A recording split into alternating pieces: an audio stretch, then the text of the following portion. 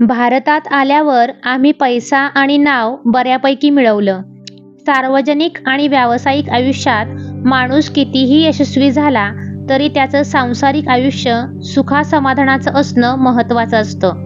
मी doctor असल्यामुळे नीतूच्या व्यावसायिक आयुष्यात माझा सहभाग असायचा. त्याचं यश, त्याचं कौशल्य, त्याचा गुणगौरव यामध्ये मी आपोआप वाटेकरी होई. हळूहळू त्याच्या कामाचा व्याप वाढला आणि मुलांना वाढवायची, त्यांच्यावर संस्कार करायची जबाबदारी माझ्यावर जास्त आहे याची मला जाणीव झाली. मुलं मोठी होत असताना वेगवेगळ्या टप्प्यावर आपण ही जबाबदारी योग्य प्रकारे पार पाडत आहोत ना, मुलं कुठं भरकटत नाहीत ना, ही काळजी मला लागायची. मुळात नीतूसारखा दुर्दम्य आत्मविश्वास माझ्यात नव्हता. माझं तेच बरोबर म्हणण्याचा स्वभावही नव्हता. त्यामुळे मुलं लहान असताना त्यांचं बेशिस्त वागणं, भांडणं, दंगा असे अनेक प्रसंग आले की मी स्वतःला दोषी ठरवत गेले. मुलं अगदी लहान असताना आम्ही परदेशी होतो तेव्हा त्यांना चाइल्ड माइंडरकडे ठेवून मी कामासाठी बाहेर पडायची. तेव्हा मुलांबरोबर सहलीला जाणं, त्यांच्याबरोबर नाचणं, गाणं, हुंदडणं असं निर्धास्त आयुष्य आम्ही भरभरून जगलो. भारतात परत आल्यावर मात्र सुरुवातीचं 6 वर्ष नीतू अमेरिकेत होता आणि मी एकटी 3 मुलांची जबाबदारी पेलत होते. त्यांचं आजारपण, पडणं, लागणं चालूच होतं. नीतू 84 साली परत आला. हळूहळू प्रॅक्टिसमध्ये स्थिरावला. तेव्हा तो नंतरच्या इतका कामात बुडाला नव्हता. घरी आला की तो मुलांच्यात खेळायचा, पण त्यात दंगामस्ती जास्त असायची. नीतूवर लहानपणी राष्ट्रीय स्वयंसेवक संघाचे संस्कार झाले होते. ज्ञानप्रबोधिनीच्या आप्पा पेन्शांना तो गुरुस्थानी मानत होता. देशासाठी आणि समाजासाठी आपण भरीव काम केलं पाहिजे असं त्याला सतत वाटायचं. या विषयावर तो इतरांशी बोलायचा तेव्हा त्याच्या विचारातील तीव्रता मला जाणवायची आणि वाटायचं, हेच विचार तो आपल्या मुलांना का सांगू शकत नाही. ज्ञानप्रबोधिनी, राष्ट्रीय स्वयंसेवक संघ याबद्दल तो मुलांशी कधी बोललेलाही मला आठवत नाही. मला मात्र वाटायचं की हे संस्कार मुलांवर लहान वयात बिंबवायला हवेत. निदान आपण तरी तसा प्रयत्न करायला हवा. एकदा मी लोकमान्य सेवा संघात एक भाषण ऐकायला गेले होते. कोणतं ते आठवत नाही, पण देशभक्तीपर होतं. त्या भाषणानं मी भारावून गेले होते. त्यातील विचार मुलांना सांगायला पाहिजेत या निश्चयानं मी घरी आले. घरी येताना मला माझ्या लहानपणीची आठवण झाली. मी शाळेत असताना चीनचं युद्ध चालू झालं. त्या वयात मला वाटलं की आपणही आपल्या जवानांसाठी काहीतरी करायला पाहिजे. घरी आल्या आल्या मी जाहीर केलं की मी माझ्या सोन्याच्या बांगड्या जवानांसाठी देणार. यावर काका म्हणाले, त्या द्यायला हरकत नाही, पण त्या तुझ्या कमाईच्या आहेत का? त्या आईनं काटकसर करून तुझ्यासाठी केल्या आहेत. तुझी त्यावर मालकी नाही. ज्यावर तुझा हक्क नाही ती गोष्ट तू कशी काय देणार? यावर मी गप्प बसले. मला काही सुचेना. काका म्हणाले, हे बघ, जी गोष्ट पूर्णपणे तुझी आहे ती तू सोडलीस तर पैसे वाचतील. ते पैसे तू जरूर दे. आम्ही जेवत असताना हा संवाद चालला होता.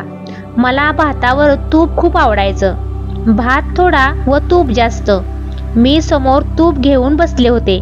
काका म्हणाले, हे बघ, तू वर्षभर तूप सोडलंस तर जे पैसे वाचतील तेवढे पैसे आपण डिफेन्स फंडाला देऊया.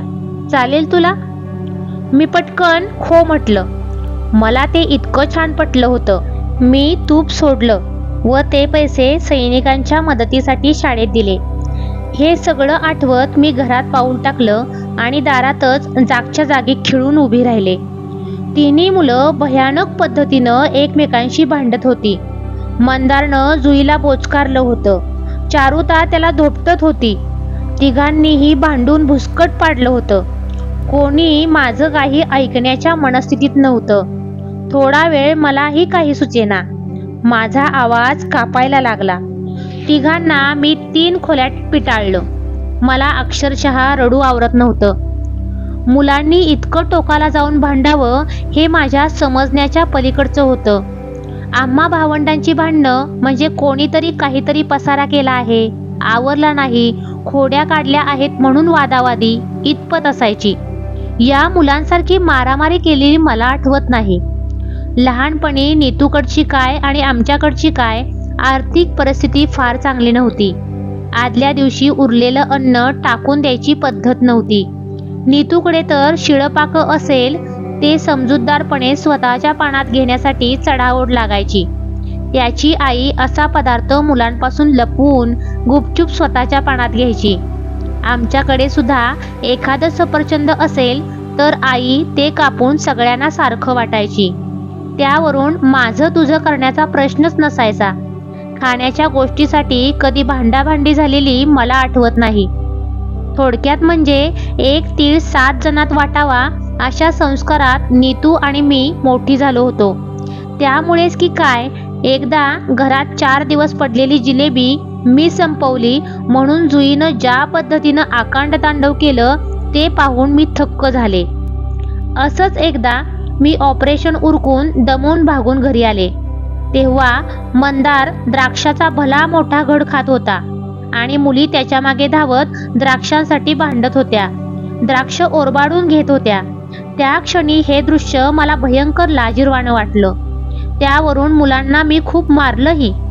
आमच्या लहानपणापेक्षा कितीतरी मोठ्या प्रमाणात सुखसमृद्धी आमच्या मुलांच्या वाट्याला आली असूनही अशा क्षुल्लक गोष्टींसाठी ती भांडतात, त्या अर्थी आपले संस्कार कुठेतरी कमी पडतात की काय या जाणीवेनं मला खूप वाईट वाटायचं. एकदा माझ्याकडे माझ्या भाचीचं केळवण होतं. तिची सासू, मावशी अशी काही मंडळी जेवायला बोलावली होती. परंपरागत पद्धतीनं रांगोळी काढून टेबलावर पानं मांडली. मंडळी जेवायला बसली. त्याच वेळी मुलं शाळेतून आली. त्यांना मी जेवायला बोलावलं, परंतु त्यांचं कशावरून तरी भांडण पेटलं. त्यांनी टेबलाभोवती धावत मारामारी सुरू केली. माझं कोणीच काही ऐकेना. कोणाला स्वस्थपणे जेवणंही शक्य नव्हतं. मला वाटलं हा माझाच अपमान आहे. अशा काही गोष्टी नीतूच्या कानावर घातल्या की तो म्हणायचा, काळजी करू नकोस, मुलं मांडक्यांवर गेली आहेत असं समज, आमचं काही वाईट झालंय का? परंतु त्याच्यासारख्या मला या गोष्टी झटकून टाकता यायच्या नाहीत. उलट त्याला वेळ मिळाला की त्यानं मुलांना काहीतरी सांगावं, शिकवावं म्हणून मी त्याच्या मागं लागायची. एकदा जुईनं वक्तृत्व स्पर्धेत भाग घेतला होता. मी तिची तयारी करून घेतली. संध्याकाळी नीतूला सांगितलं की तिचं भाषण ऐक आणि दुरुस्ती सुचव. जुईनं भाषण ठोकलं तर हा हसत सुटला. वर म्हणाला, असं का कधी भाषण असतं आणि ते पाठ कशासाठी करायचं? नीतूची लिहिण्या बोलण्याची पद्धत उत्स्फूर्त असायची. तो जुईला म्हणाला, तू गोष्ट सांगितल्यासारखं बोल. जुईचा चेहरा एवढासा झाला. तिची बाजू घेत मी म्हटलं, अरे आयत्या वेळी कसं काय बदलणार? त्यावर त्याचं म्हणणं, मग तुम्ही मला आयत्या वेळी का सांगितलं? आता तुमचं तयार आहे तसं म्हणा, मला काही विचारू नका. आधी काही सांगायला तो मुळी समोर नसायचा आणि आता सांगायला गेले तर त्याचं हे असं झालं. जुईचा मात्र विरस झाला. शाळेत असताना मुलं वेगवेगळ्या कार्यक्रमात भाग घ्यायची. मुली नेहमी नाच गाण्यात असायच्या. अशा कार्यक्रमांना घरातल्या सर्वांना हौसेनं जमवून तो घेऊन जायचा. बाकीच्या आईवडिलांसारखे आपल्या मुलांचा कार्यक्रम झाला की आम्ही उठून जायचो नाही. नीतू सुद्धा 3 तास कोणतीही सबब न सांगता वर्षातला हा एक कार्यक्रम बघायचा. चारुता बारीक आणि तुडतुडीत होती म्हणून तिला जिम्नॅस्टिकला घातलं. तिचे शिक्षक तिला खूप ताबडवून घ्यायचे. तिला ते झेपायचं नाही. नीतूचं म्हणणं असायचं की यात खूप मेहनत घ्यावी लागते. परंतु मला वाटलं की मी फार ताणून धरलं तर उद्या ती कशातच भाग घेणार नाही. त्यामुळे मी तिला जबरदस्ती केली नाही. परंतु तिचे शिक्षक तिच्या कुवतीपेक्षा जास्त मेहनत करून घेत आहेत का हे पाहणं मलाही माझ्या व्यवसायामुळे शक्य झालं नाही. मंदारच्या बाबतीतही तसंच काहीसं घडलं. त्याला कराटे शिकायला घातलं होतं, पण तो तिथं पोटात बुक्के मारतात म्हणायचा. कधी कधी त्याचं पोट दुखायचं. मला ते जरा अमानुष वाटायचं म्हणून कराटे बंद केले. मंदारला नंतर टेनिसला घातलं, पण त्याचं म्हणणं पडलं की लहान वयात त्याला कोचिंग द्यायला हवं होतं. त्याला ट्रेनिंगसाठी अमेरिकेलाही पाठवलं. आम्हाला वाटायचं की त्याचं अभ्यासात लक्ष लागत नसेल तर टेनिस खेळायला हरकत नाही, ते तरी जीव ओतून खेळावं. परंतु त्यातही त्यानं फारसा रस घेतला नाही. त्याच्या घोट्याला काहीतरी दुखापत झाली, त्यामुळे 3-4 तास सराव करणं त्याला जमेनासं झालं. त्याचा जन्मजात आळशीपणा थोडासा आड येत असावा, काहीतरी खुसपट काढायचा, कधी मनासारखा कोच नसायचा. खरं तर एखादी गोष्ट निश्चयपूर्वक करायची ठरवली तर या सगळ्या गोष्टी गौण ठरतात. आमच्या सुखवस्तू राहणीमानामुळे असेल कदाचित, पण मुलांनी कोणतीच गोष्ट जिद्दीनं केली नाही. आम्हीही त्यांच्यावर प्रभाव पाडू शकलो नाही. अर्थात त्यासाठी मुलांच्या फारसं मागंही लागलो नाही, त्यांना पिडलं नाही, उलट त्यांना समजून घ्यायचा प्रयत्न केला. नीतूच्या लहानपणी त्यानं प्रत्येक खेळात धडाडी दाखवली होती. आई वडिलांनी सांगितलं म्हणून त्यानं एखादी गोष्ट केली असं घडलं नव्हतं. कित्येकदा त्यांना माहितीही नसायचं की हा काय करतोय. तो आई वडिलांकडे कोणतीही गोष्ट मागायला गेला नाही की त्यानं घरातून मदत घेतली नाही. त्याच्या सगळ्या उद्योगांमुळे त्याला बाकीच्या भावंडांप्रमाणे घरात मदत करता यायची नाही, एवढंच. त्यामुळे आज आपल्या मुलांना सर्व गोष्टी उपलब्ध आहेत. त्यांनी कोणत्याही क्षेत्रात चमक दाखवली तर त्यासाठी कितीही पैसा खर्च करायची आपली कुवत आहे. असं असतानाही मुलांकडून अपेक्षित जिद्द, कष्ट यांची कमतरता दिसली की त्याला कधीकधी खंत वाटायची. एक गोष्ट त्याच्या लक्षात यायची नाही की आमच्या वेळेपेक्षा अलीकडच्या काळात स्पर्धा प्रचंड वाढली आहे. अभ्यास आणि खेळ दोन्हीमध्ये एकाच वेळी करिअर करणं, राष्ट्रीय पातळीवर चमकणं शक्य नसतं. लहानपणी मुलांची अनेक गोष्टींची मागणी असायची. आजूबाजूच्या घरात, त्यांच्या मित्रमैत्रिणींकडे त्यांना अनेक गोष्टी सर्रास पाहायला मिळायच्या. आपल्याला परवडतंय तर का घ्यायचं नाही, हा त्यांचा प्रश्न असायचा. ज्या गोष्टी त्यांना किरकोळ वाटायच्या त्या आमच्या दृष्टीनं चैनीच्या असायच्या. अनावश्यक खर्च करू नये अशी आमची भूमिका असायची. त्यामुळे मुलं दुखावली जायची. कदाचित अलीकडच्या पिढीत गरजेची गोष्ट कोणती आणि चैनीची गोष्ट कोणती याची संकल्पना बदलली असावी. ती समजून घ्यायला आम्ही कमी पडत असू. नीतू म्हणायचा, तुम्ही काय स्वतःला लॉर्ड फॉकलंड समजायला लागलात का रे? अशी काही कॉमेंट केली की मुलं चिडायची. वेळ आणि पैसा दोन्हींचा अपव्यय नीतूला खपायचा नाही. त्यामुळेच खरेदीसाठी जाताना मुलांना मी बरोबर लागायची. त्यांना वाटायचं की आम्ही बाहेर गेलो की सारखा विचार करायला लागतो की आपण करत आहोत तो खर्च बरोबर आहे की नाही, आपली एवढी खर्च करण्याची कुवत आहे की नाही. मला आठवलं, लग्नानंतरच्या सुरुवातीच्या दिवसात लंडनला असताना मला खूप गोष्टी घ्याव्याशा वाटायच्या. त्यावेळी नीतू विचारायचा की याची आपल्याला गरज आहे का?